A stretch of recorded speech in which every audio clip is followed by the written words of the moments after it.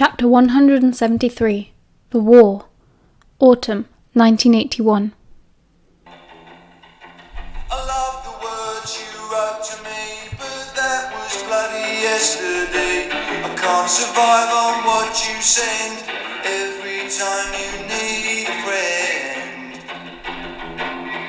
I saw 2 shooting stars last night, I wished on them, but they were only satellites. It's wrong to wish on space hardware.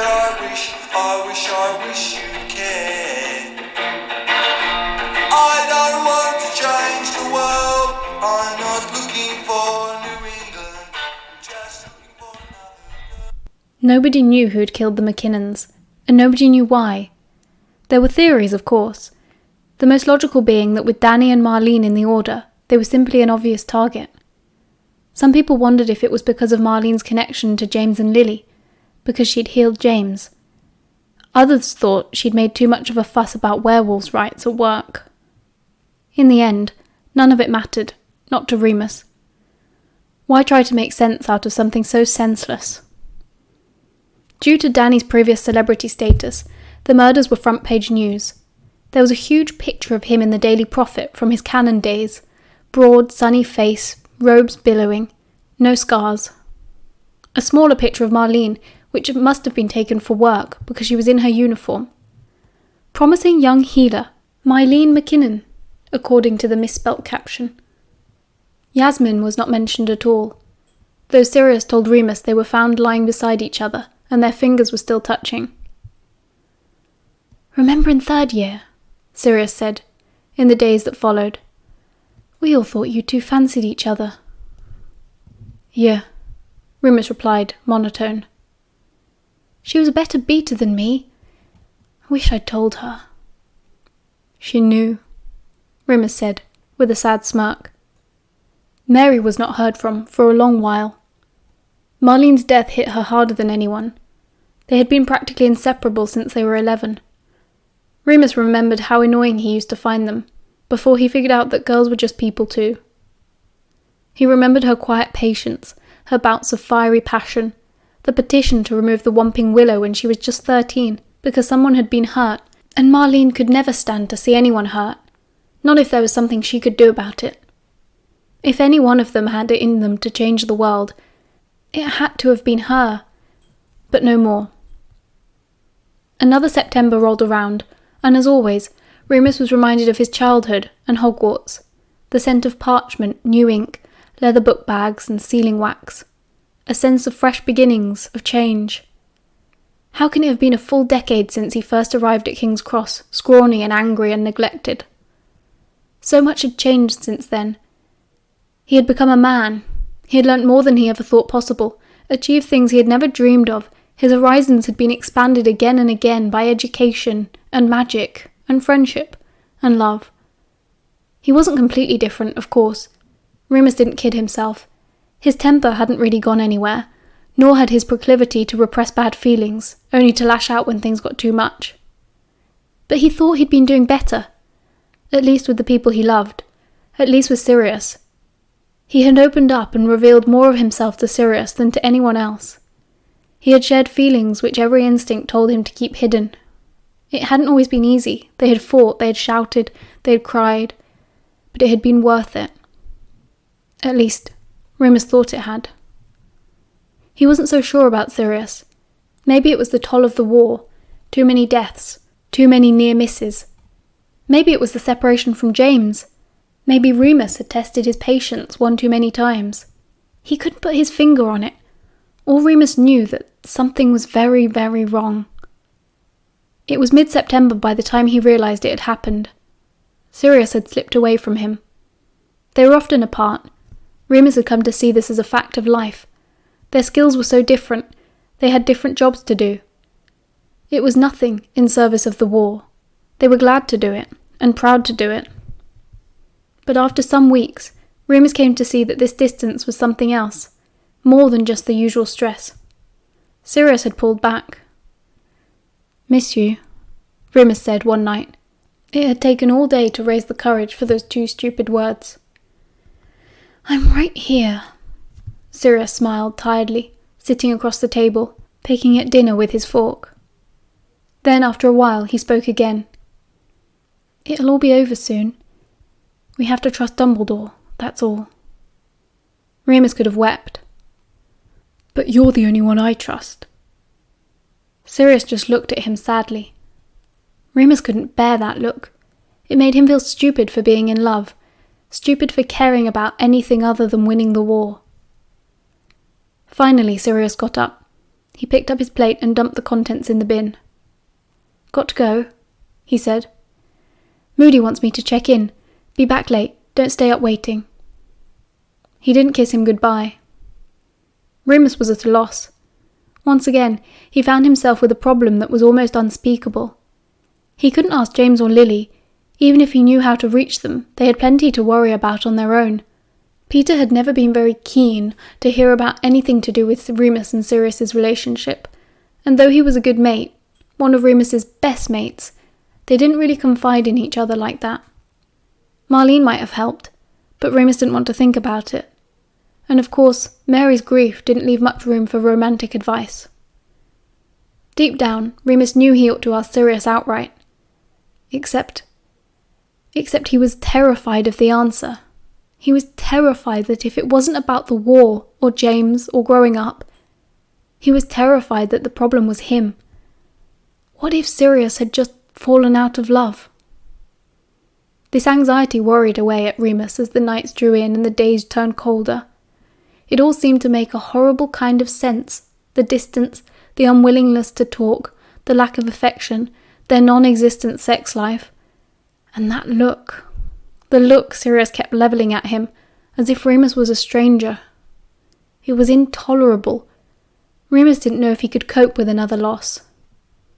So, in early October, when Moody had an assignment for him, Remus was hopeful. Mad-Eye took him aside at the end of an order meeting. "We've had eyes on the pack," he grunted. "Greyback?"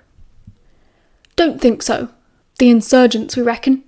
They're hiding out in a forest in Germany." "Oh," Remus said, surprised.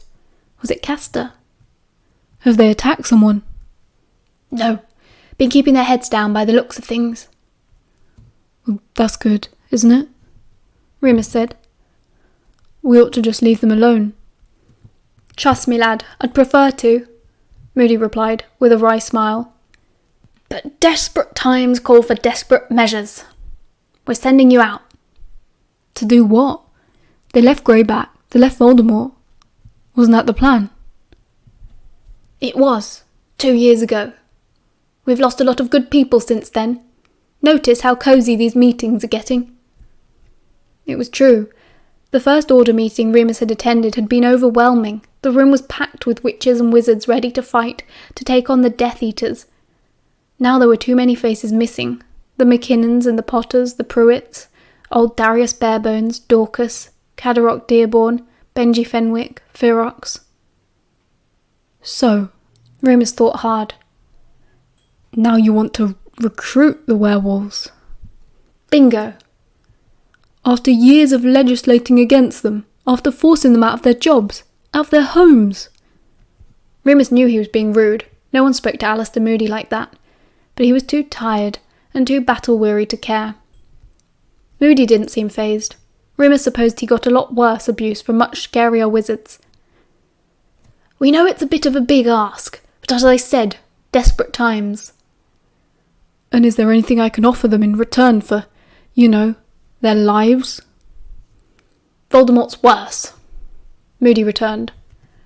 "Whatever their lives are now, Voldemort will only make them worse." Remus sighed heavily. Fine. He was ready to go anyway.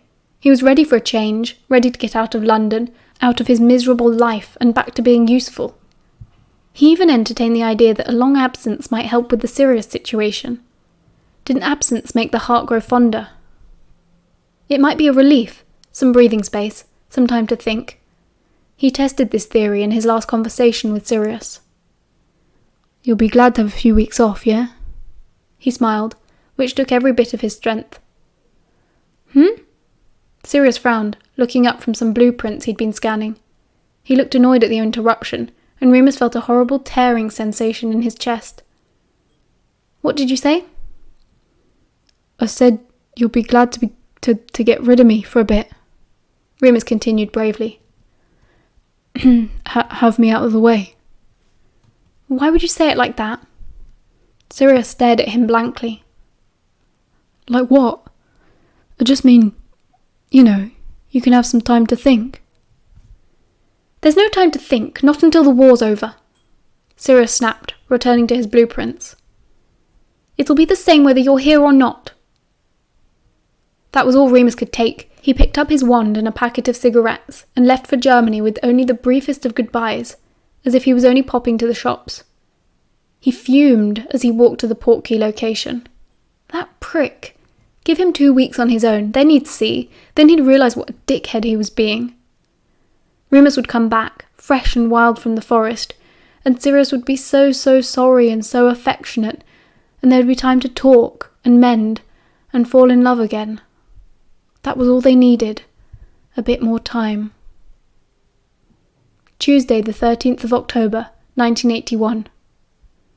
Remus was right too, at least for himself. He did feel much better once he'd left the country. It was so much easier not to think about Sirius, or anything at all in the wizarding world, while he was hidden away in the velvety depths of the Black Forest. He chose to arrive the afternoon before the full moon, best to approach the pack as a wolf. The transformation was quick. The woods around him were teeming with life and ancient magic, amplifying the razor-sharp power of the full moon. The night itself was as familiar and terrifying as his wolf pelt. The pack found him close to dawn. They welcomed him home with glee and gathered around, throwing back their necks to howl gorgeously up at the night sky until the stars rang with their singing. As they all returned to human form, Remus writhered back into life amongst a scrum of other bodies, and Castor's hands were on him, already healing his wounds. "It's good to see you, Remus Lupin." They all walked slowly through the trees as the butter-yellow October light filtered down into the leafy litter. In the time the pack had been living there, they had constructed a small village of wattle huts to live in. They all curled up to sleep on soft dry moss with birdsong thrilling overhead. Remus woke up without knots in his shoulders and without his jaw clenched. He was relaxed for the first time in months. Castor lay beside him, so warm and so peaceful, his soft brown skin pressing against Remus's in places. Remembering his humanity, Remus pulled away slightly. Castor's eyes opened and peered into his. "Are you well, Remus Lupin?" "Yeah, fine, thanks." He rubbed his eyes. Castor kept watching him. "You are suffering," he said. A statement, not a question. "I've lost some people," Remus said. "We're losing the war." "Yes," Castor agreed. "And you have come to ask for our help. Is that not so, Remus Lupin?" "I know it's not a small thing." "We will stay here. This is our home." "You understand, I wouldn't ask unless the situation was desperate. You understand that Voldemort won't spare werewolves either." "We do," Castor said simply. "And we are agreed. We will stay here. We will hide. We are good at it." "I found you." "Yes, Remus Lupin. You will always be welcome." Remus sat up and reached for the wolfskin cloak at his feet, covering himself with it. "Well, that's that then," he said. "I'd better get back." Castor reached up and placed a hand on his arm. "Stay a while, Remus Lupin. We have so much to show you. Perhaps then you will see." So Remus stayed. He thought that if he spent a bit of time with them as before, he might be able to talk to them, change somebody's mind. Most of them had wizarding families back in the UK. He had to be able to appeal to them, surely. He couldn't go back to the Order without trying. Everyone else was giving their whole selves to the fight, and this was, after all, his purpose. If he couldn't be a decent emissary to the werewolves, then what good was he at all? Still, it wasn't a difficult decision to make. It was no great sacrifice. He had nothing to go back to except a very difficult conversation with Sirius. And he did talk to them. Over the 3 weeks Remus spent with the werewolves in October 1981, he spoke to each and every one of them. He reasoned, he surmised, he ranted, but it was no use at all. They were all happy, and not in a mad, deluded, everything is perfect way, as some of the Greyback followers had been, but in a practical, empowered way. They saw a future for themselves. They saw a way to live a life free from cruelty or intervention. It wasn't for everyone. It definitely wasn't for Remus. But he couldn't deny they were making it work. In fact, as time went on, Remus lost track of who was doing the persuading. Everyone was so keen to take him hunting, to show him how to weave wood or cast protection spells which made them almost invisible to humans. He was never hungry or cold, nor in fear for his life. "Do you see now?" Castor asked one evening as Halloween approached. "Yeah, I see," Remus replied, staring up at the thatched ceiling. "You'd all rather hide, like cowards." "You do not believe that, Remus Lupin." Castor smirked, settling down to sleep. He occasionally demonstrated actual emotion, now that he and Remus were so close. Remus had elected to keep sharing a hut with him. He didn't like sleeping alone, and it wasn't as if anything was going on, it just made sense. He had to stay close to the leader. It was what anyone would do. And yes, it was an intense relationship, but that didn't mean that it was anything to do with sex. That was simply how things were with the werewolves. Everything was motivated by scent and instinct and the phases of the moon. Still, Remus knew how it would look. He didn't try and kid himself that Sirius was going to suddenly have a change of heart and come racing desperately to Germany to find him. But Remus knew that it was pretty wrong, even without a chance of getting caught. It was pathetic too. He scolded himself about it through the long dark nights. "Your ridiculous excuse for a man. A few weeks feeling ignored, and you're cozying up to the next good-looking bloke who shows you any interest. And you haven't even got the balls to do anything about it." In the end, it was his desire for Castor that told him he needed to leave, and his love for Sirius. Remus had done some very drastic and very stupid things in his life, but he was not going to run away to live in a forest just to escape talking to the love of his life. He would go home, and he would force himself to confront it. He would do everything he could to keep Sirius, because deep down, he knew that it was the only thing that really mattered. 2nd of November, 1981. The portkey had closed, and Remus couldn't get in touch with anyone. He had to get himself back to Britain alone, apparating part of the way, hitching lifts the rest. By the time Remus had staggered his way into London, he hadn't even the energy to apparate. He got a bus instead, and then fell asleep half the way to Leicester Square. He got off and stopped at his usual corner shop for a pouch of tobacco. He brought 2 Mars bars as well. If Sirius was in, he could have one. If not, then tough luck. Remus would scoff both of them. As he unlocked his front door, he could hear the phone ringing. It took him a few moments to get in. The wooden frame had swollen with all the rainfall, and the door had got gummed up sometimes. But when he got in, it was still ringing.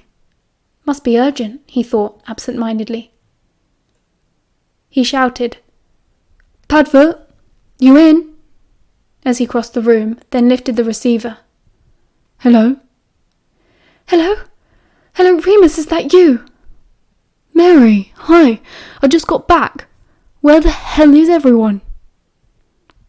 There was a strange silence on the end of the phone, and a horrible static prickle ran down his spine. "Mary?" "You haven't heard." "Jesus Christ, Mary, what?" "Remus, something awful has happened." She started explaining, and Remus fell to his knees as the whole world began to fall apart.